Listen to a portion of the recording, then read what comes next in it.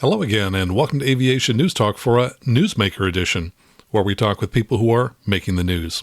In a moment, we'll be talking with Trevor Norman, the National Chapter Coordinator for Aerobridge, about the work they're doing coordinating volunteer GA pilots and aircraft to fly hurricane relief supplies and people into hard-hit Louisiana. This is a fast-moving story, and after the interview, I'll give you updates, including information about other pilot organizations that are also helping in the wake of the storm. Hurricane Ida was the second most intense hurricane to strike the U.S. state of Louisiana on record, only behind Hurricane Katrina. Ida reached a peak intensity as it approached the northern Gulf Coast with maximum sustained winds of 150 miles per hour. It made landfall this past Sunday, August 29th, on the Louisiana coastline. The president approved emergency declarations for the states of Louisiana and Mississippi before the hurricane made landfall. On Monday, Ida weakened steadily over land, becoming a tropical depression as it turned to the north and northeast. Remnants of the storm produced a destructive tornado and catastrophic flash flooding in the northeast.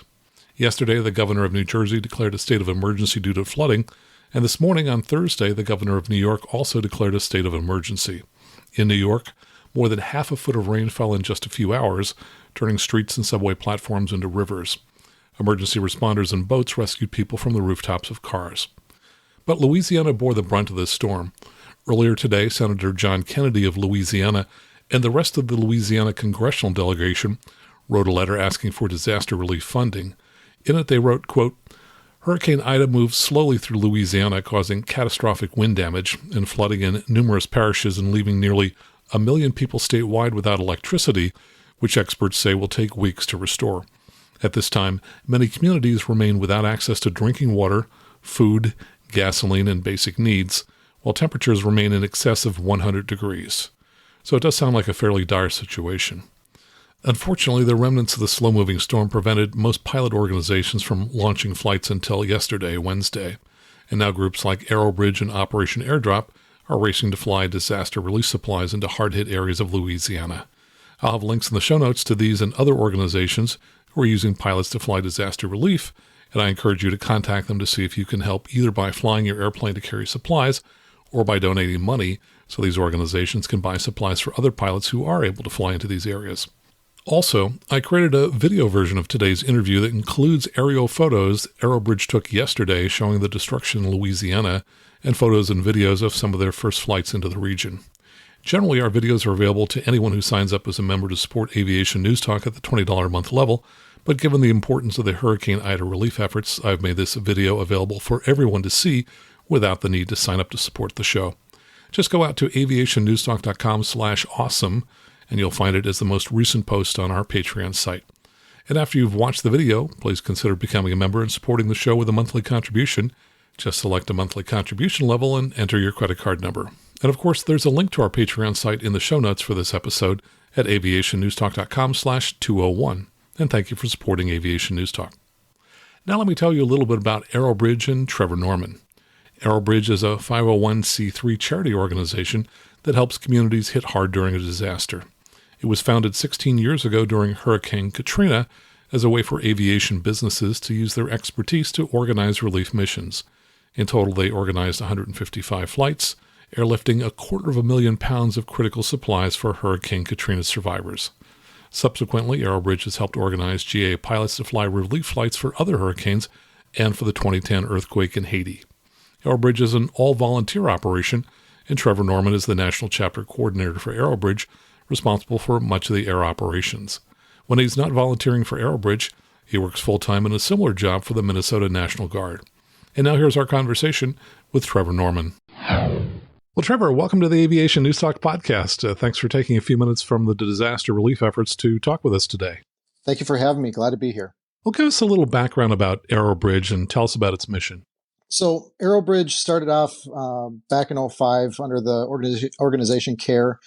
We basically bridge the gap from initial disaster to when the ground troops can basically bring supplies and aid to a disaster area. And that's why we're Aerobridge. We bridge that gap through donation of airplanes, corporate and private, and that's pretty much our mission. Well, tell us what Aerobridge is doing right now to provide relief for victims of Hurricane Ida. So right now we are obviously we're fundraising. We're also trying to get supplies donated to our staging area in Pensacola. We're looking at different staging areas in Houston and Beaumont as well. But right now, Pensacola is our up and running location. We are also encouraging pilots through a couple different means, including self-procured items flying directly into the disaster area. We do have an Aerobridge FAA-approved call sign that can be put in the flight plan and your ADSB. The donations through some of them are funded through Aerobridge. So, hurry up and get on board. We've got $500 for pilots for a limited time to go grab the supplies that they need, then fly directly into the disaster area. Otherwise, we do have supplies in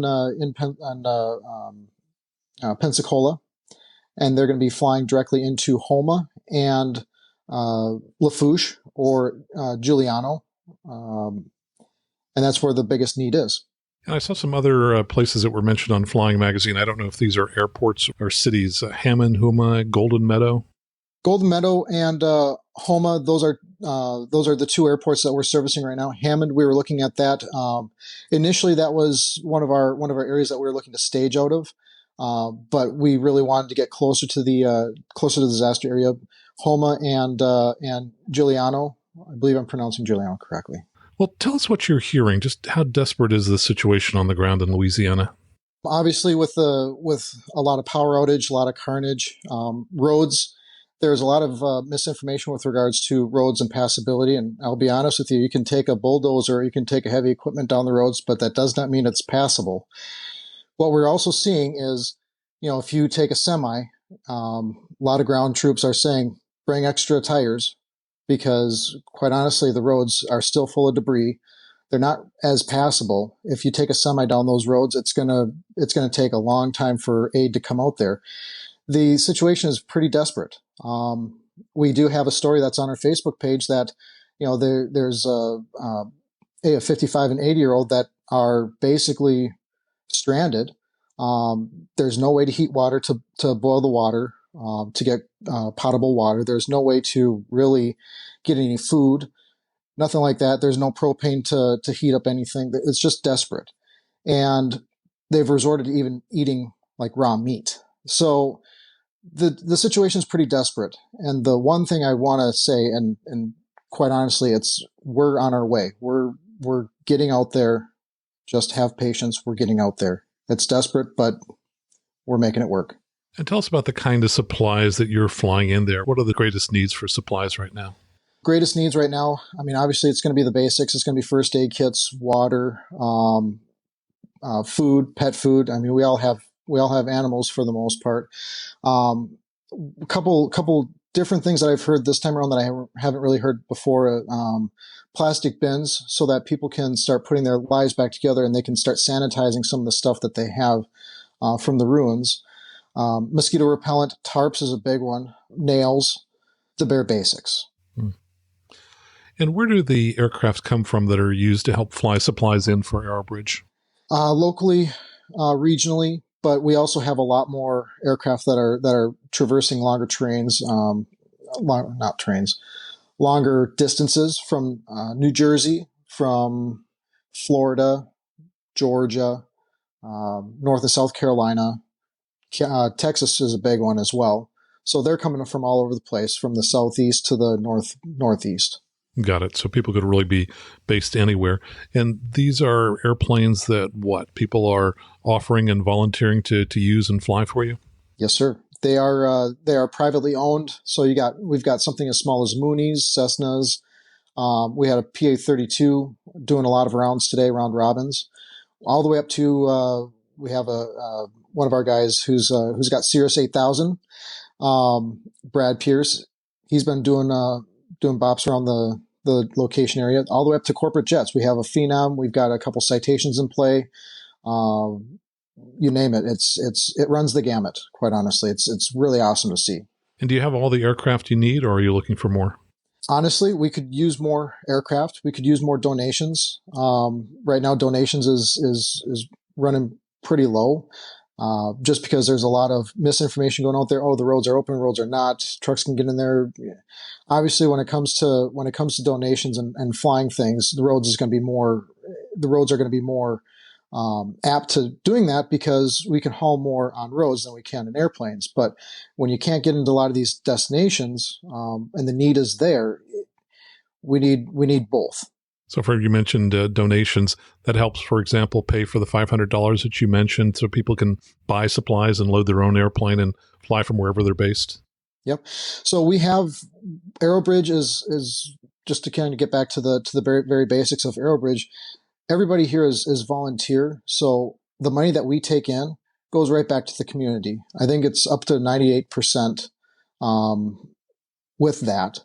So whether it is direct donations that we can go into Venmo or Zelle or whatever to our local guys doing the purchasing at the local Walmarts, or the guys that are actually picking up the $500 that we're offering for, I think it's 20 flights now, to go to the local Sam's Club, Costco, Bulk, whatever, to hop in their own airplanes, fly it off. I think yesterday our first $500 recipient went to Costco, and an hour later he was off the ground. I was looking at your missions, and I also see that you're transporting people, or rather you have need for people to transport people into the disaster area. Tell us about that. Who are some of the kinds of people that need to get into the area? So this is a tough discussion to have, and we recognize it. We will transport people that have a need to get in there. There's nothing worse than getting people that are going to get themselves into harm's way and they're not prepared for it. So the kinds of people that need to get in there are going to be like the first responders. They're going to be volunteer organizations that are kind of like strike teams or they're quick response teams. The ones that are search and rescue, whether it's dogs, whether it's people with inflatables to trying to get to these isolated locations. We cannot transport people that are just trying to find out what's going on in their homes. Sorry. Understood. So, for example, if there are first responders who are interested in helping and hear this right now, they could contact Aerobridge to possibly arrange transportation? Yes. Of course, we do want to say that transportation is not always guaranteed. The best solution is to let us know far enough in advance and get as close to disaster as you can. And that will not guarantee, but it'll increase the likelihood of getting a flight. I understand that the organization first got started back during Hurricane Katrina. Tell us a little bit about that. Hurricane Katrina was a kick to the psyche, the American psyche. A lot of things went wrong during that time. I personally wasn't part of the organization at that time, but we were flying corporate aircraft, general aviation, in and out of Louisiana. It's eerily similar to this, and in fact, as a quick talking point, we have Hurricane Katrina, we have Dorian, we have a couple other hurricanes that I think even Harvey. It's landing right around this time period, so. In the course of history, we're seeing these big storms and a huge need, and I'm just amazed at all the people that are stepping up to this. And we normally don't have an issue with the amount of pilots that are available. So it sounds like there is a need for pilots now. What's the vetting process like, and how do pilots apply if they want to help you? So there is a little bit of a process. Obviously, it's going to be Pilot Command Authority, PIC. You have to have we originally had a third class medical, but you can have basic med. We've gone and cleared that up. You can have a basic med and fly for us. You have to be comfortable getting into situations where there's a lot of unknowns. Right now, I can tell you in Homa, there's no weather reporting, and you got to have alternates. So you got to be a sound pilot. You have to have good character. To apply, we do have a waiver that you'll have to fill out. But you can go on to aerobridge.org, and there's a registry tab. You can select that out, and it'll once you fill it out, we approve it. You will get a notification as to what kind of missions are available. And I'm guessing, in general, you're looking for pilots who can also supply airplanes, or do you have a need for pilots who don't have an aircraft available? So right now, we need aircraft available. In the past, we've been able to utilize pilots that that run the gamut from ATP pilots all the way down to private pilots that have a good understanding of weight and balance. What can each airplane hold? So in reality, this time around, we need pilots and airplanes. In the past, and more than likely in the future, when we start getting ground ops going, we'll need pilots on the ground to bridge that lingo. Are there minimum requirements for the pilots in terms of hours, experience, ratings, and things like that? As far as experience and ratings, not to my knowledge. The only requirement is that you're a good pilot. You're comfortable in your craft. And what kind of aircraft are most helpful, and what's kind of the range of aircraft that you've had involved or that you foresee a need for in this operation? So this is a very good conversation. I like to marry it to kind of like the Air Force mantra. You've got a C-130, a C-17, and a C-5. Obviously, when you're talking about long-range aircraft, you want something like a Gulfstream. You want something like maybe FedEx or UPS or something that's a heavy hauler, Falcons. But then when you get into the more tactical missions, where Cessnas and Cirruses and Pipers, the shorter strips that you can get into, that's going to be where a lot of our impact is as well. You can't really land a Falcon on a 2,500-foot runway, fully loaded with generators and things like that. So it sounds like there's a need for a mix of aircraft, small four-seat aircraft that happen to be within a few hundred miles or within a few hours of Louisiana might work, whereas people coming from the Northeast are going to need to be a longer haul aircraft. Yep, that would be correct. Got it. Now, I understand you're a volunteer for the organization. Tell us what you do for Aerobridge, and what do you do when you're not working for Aerobridge? So my role in Aerobridge, I am quite simply the national chapter coordinator. Really what it boils down to is I direct the air operations. For Hurricane Dorian and for Ida, I am in contact with all of our assets, whether it's on the ground doing the distribution, whether it is talking and marrying the supplies with the pilots, with our dispatchers. Usually it's going to be more of a higher level operation. We have a couple dispatchers, we have a couple ground ops operators. We have a couple people that are working on intelligence, on intake, saying, hey, we have assets. We'll take that information down. I run a lot of that. And then I run the kind of like the hot wash afterwards. I'll run the meetings after the day. So we do a recap of after each day to keep everybody on the same page and kind of synchronize everybody. And I run a lot of that. And then I'm starting to get into a little bit of the fundraising side, the grants and things of that nature. And tell us about your day job when you're not working for Aerobridge. So I wear a couple different hats. My biggest hat is I'm a member of the Minnesota Air National Guard. I'm a technical sergeant in the Air Transportation Specialist field. It's a 2T2, if anybody's out there familiar with that. We in the military, especially in this career field, are getting the beans and the bullets out to the troops.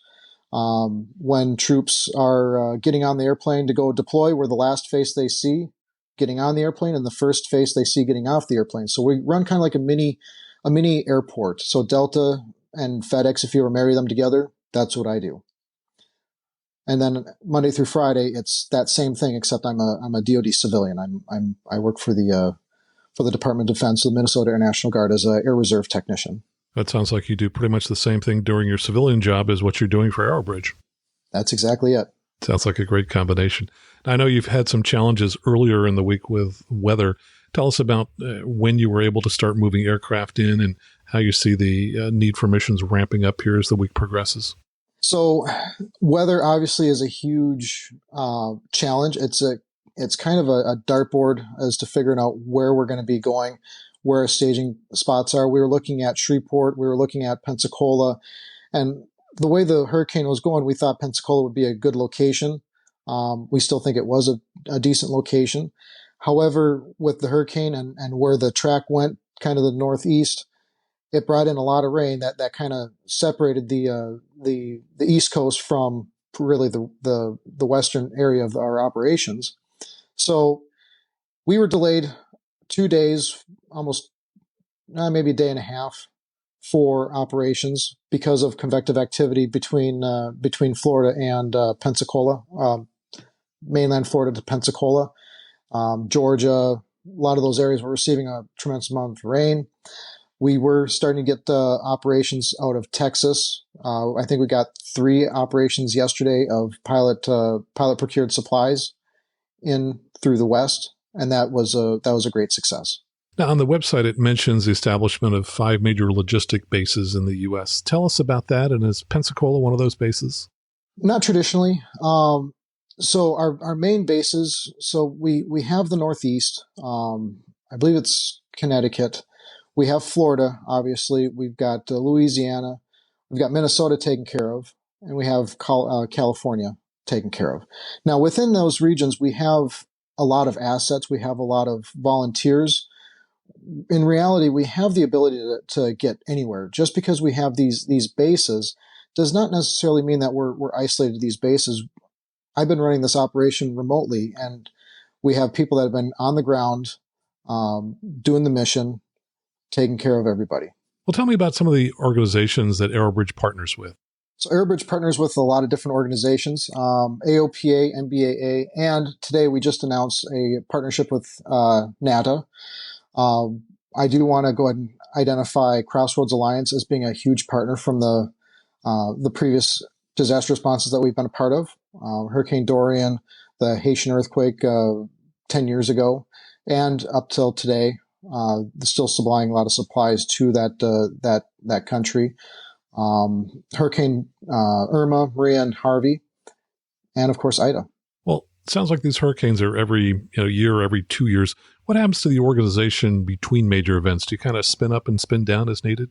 That's exactly what we do. Because we are an all-volunteer force, we don't receive a paycheck.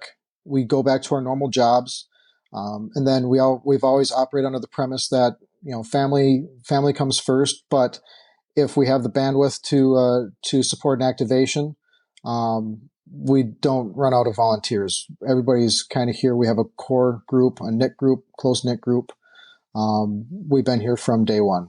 Well, it sounds like an absolute great way for pilots and other people to give back and to help others who are in need. Tell us, where do people who are interested in either supporting you financially or who would like to fly a mission, where do they go to sign up and help you out? Well, I'm glad you asked. We have, until today, we've set up a Amazon wish list so that when we do have an activation, we'll put that up. And anybody that wants to supply a donation through the Amazon wish list, they can have it directly shipped to our staging point. We go online onto Aerobridge, where there will be a donation button. You can supply your PayPal. You can donate your time, talent, and treasure through the website is the primary way. That's great. And I understand during one of our brief breaks here that you just got news of a new location that's being set up. Tell us about that. Yes. So this is more so breaking news in Beaumont, Texas, which we had helped them out tremendously during Hurricane Harvey, the aftermath back in 2017. They didn't forget us. And so they were really excited when we were starting to spool up operations, and we've started partnering with some of those FBOs out there in the Beaumont area, Beaumont, Texas. So if you have supplies and you want to start donating, Beaumont, Texas is where it's going to go. Trevor, thank you so very much for everything you do and for talking with us here today. My pleasure. My thanks to Trevor for the work that he and Aerobridge are doing and for taking time out of his day yesterday to talk with us. Now, just in the last 2 hours, I noticed on the Aerobridge Facebook page that they've started a GoFundMe to raise $5,000. They say on that site that every $500 donated is used to fill a plane with supplies. I'll include a link to that GoFundMe in the show notes, which you can find by swiping in whatever app you're listening to me in now or by going to aviationnewstalk.com/201. You'll also find links there to the Aerobridge website and their Facebook page, which is where you can see the latest updates on what they're doing. And it was on their Facebook page that I learned a few hours ago that there will be a POTUS TFR covering the area of disaster relief distribution tomorrow, Friday. As of now, the times are staggered between 12:45 p.m. and 7:15 Central Daylight Time, so if you're able to fly into the area to help, you may need to avoid those times on Friday. From an article that appeared in Flying Magazine 3 days ago, here is a list of supplies that are in most demand, and you can send them to a staging area that Aerobridge has set up in Pensacola, Florida, and I'll give you that address in a moment.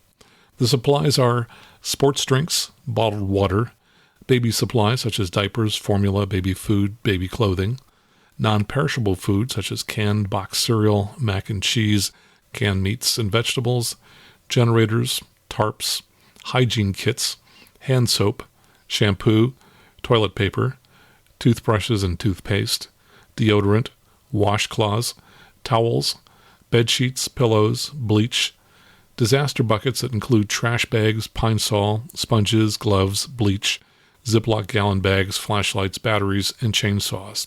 In Pensacola, you can ship these items to the Pensacola Aviation Center, care of Aerobridge, at 4145 Jerry L. Maygarden, that's Maygarden Road, Pensacola, Florida, zip 32504.